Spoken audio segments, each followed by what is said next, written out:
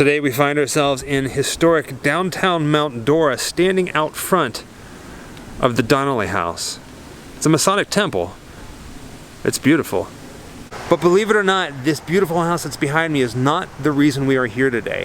For this episode, we have to go back to 1961, to the Cold War era.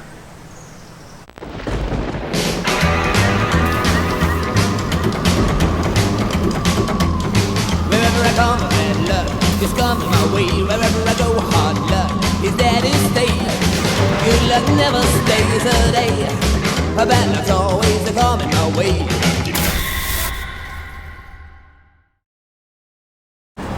In 1959, a book came out called Alas, Babylon, and inside it, it described in almost great detail what it would be like in the aftermath of a nuclear war. The main town in the book was modeled after Mount Dora, the town that we're currently in, and cities like Tampa, Orlando, and Miami were completely destroyed. This scared the crap out of the people who lived here in Mount Dora. So much, in fact, that a lot of the families, the most prominent families, families with money, got together, pulled their money, and built a bomb shelter, which is rumored to be the biggest, the largest in the entire country. It's here somewhere. To this day, the whereabouts, the address, is unknown. We're going to try to find it. Mount Dora, Florida was founded in the year 1880, and it's a very quaint Florida town.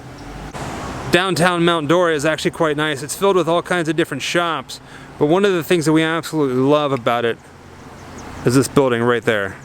It looks like something straight out of New Orleans. The window display is actually kind of nice, but check that out. What is up with his face? That is kind of creepy.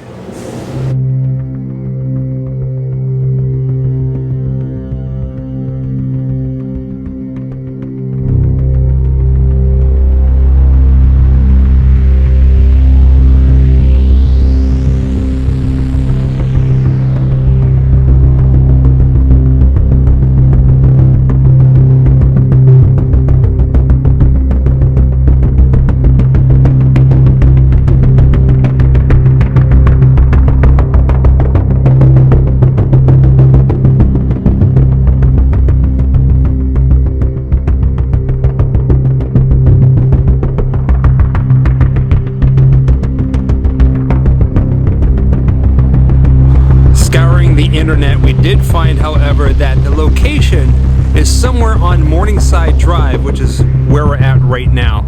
That lake that you see straight ahead, that is Lake Gertrude, which is supposed to be right across from it. And behind all these houses is an orange grove. It's supposed to be buried 6 feet below the orange grove.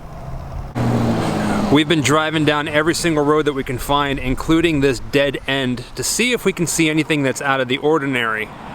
But so far, have not been lucky. This is like the world's biggest secret. However, it's there. In 2006, a reporter and a photographer were allowed access inside, but they had to swear to secrecy, the location. They were never to divulge it, and to this day they haven't. I wonder if people come out here and look for it like us. The truth be told, it could be under any one of these houses. Our plan is to just drive around talking to as many locals as possible to see if they know anything. So far we've asked 3 different people and nothing. Does it really exist? The entrance to the bomb shelter is in an unmarked location, obviously. That's why we're having such a hard time finding it. But it is supposed to be behind one of these houses in a shed. And once you're inside the bomb shelter and the door's locked, it's a one-way trip. You're not supposed to be getting out, which is what they planned. I mean, why would you want to come out if a nuclear bomb went off? It's hard. They're not seeing anybody outside right now.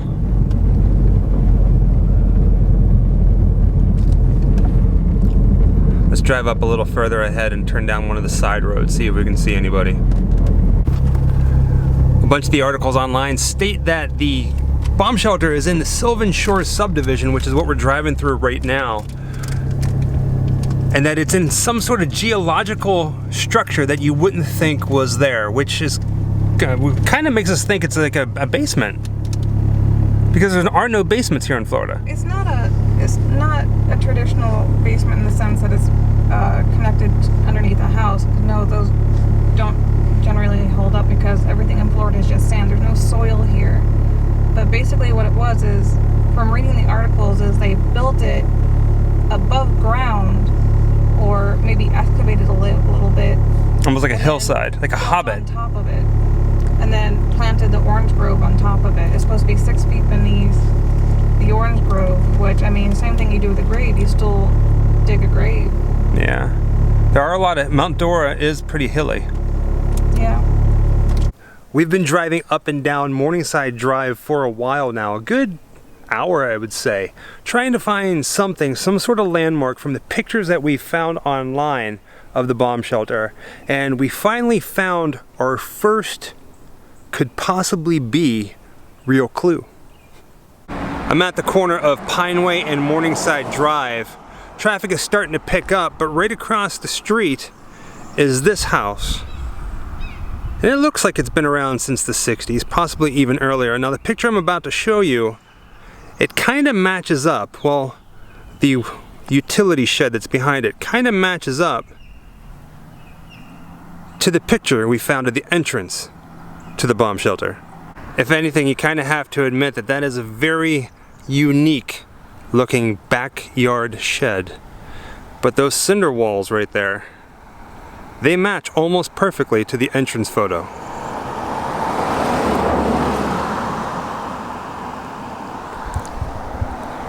Now, could that very well be the entrance to the legendary Mount Dora bomb shelter from 1961? It could be. You never know. Remember Shel Silverstein, the children's author, his book, Where the Sidewalk Ends? Well, here, this is where the pavement ends. Straight ahead is the orange groves. And that house you can see in the center of your screen, it looks like it would be really, really old. Who knows what's behind it? But it is being worked on. We were able to see that from Morningside Drive. It's crazy to think that somewhere in this orange grove, this orange grove is massive, that somewhere in this orange grove is a bomb shelter from 1961.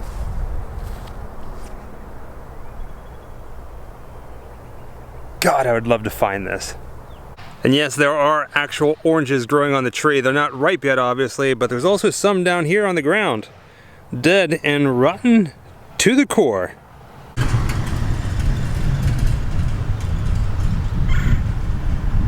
Look at us being all sleuth-like. We actually had the idea to stop what we were doing, head back in town, head to the public library, and talk to the reference librarian to see if she can give us any pointers or point us in the right direction.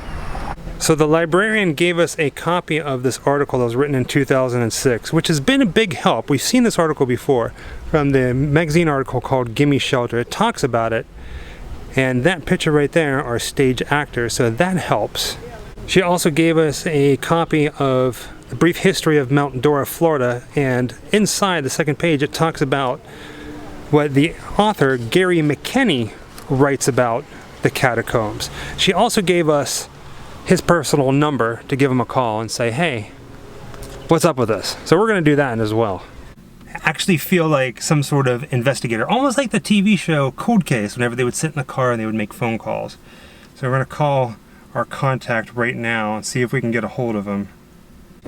I'm actually sitting outside the library here in Mount Dora. I got your phone number from the librarian, reference librarian. Her name's Kathy. Wanted to talk to you about old Mount Dora legend, the Catacombs. She said you'd be the person to talk to. My wife and I were filming a small YouTube documentary on the subject and just looking for as much information as we possibly can. If you could call me back at your earliest convenience, it'd be awesome. Thank you. Bye. Hopefully he'll call us back. After talking with the librarian, she thinks that the bomb shelter is built behind this house.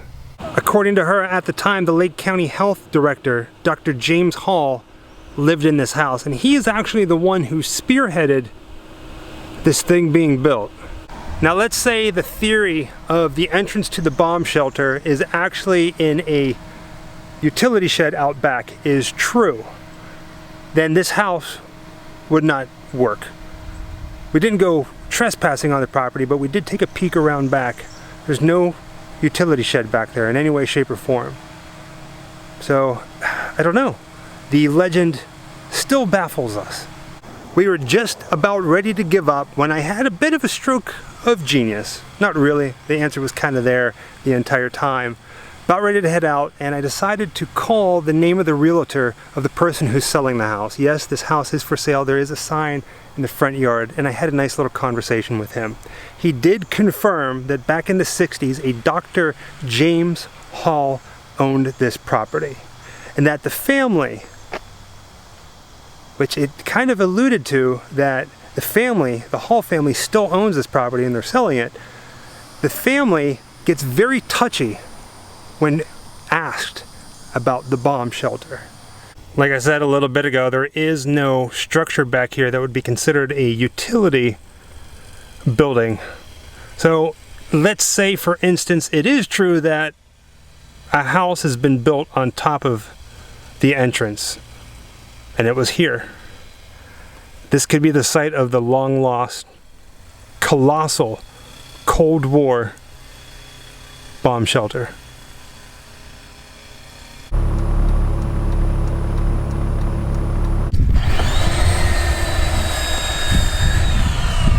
After talking to all kinds of different people here in Mount Dora, we've heard all kinds of different stories.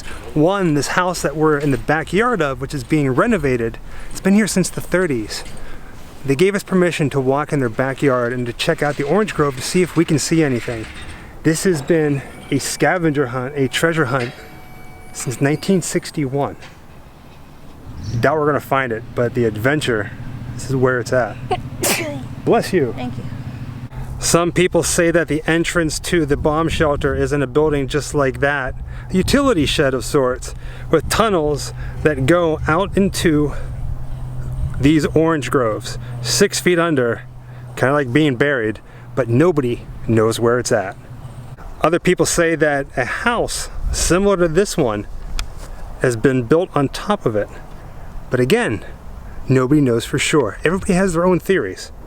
Another theory could be that at the time when it was built, a house was not built on top of the entrance, but as it passed down through time through the hands of family, whoever owns the property currently or the previous owners of the property may have built a house on top of that. Could be something like a guest house, or maybe they moved their property line. Who knows?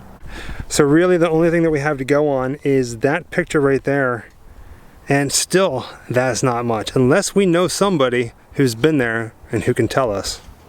Whatever the truth is, we may never know, but one thing that always pretty much stays or sticks in every story are the orange groves that we're standing in right now.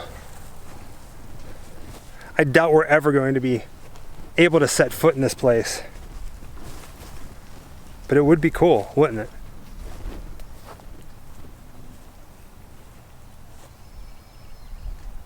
Wherever I come, bad luck just comes my way. Wherever I go, hard luck is there to stay.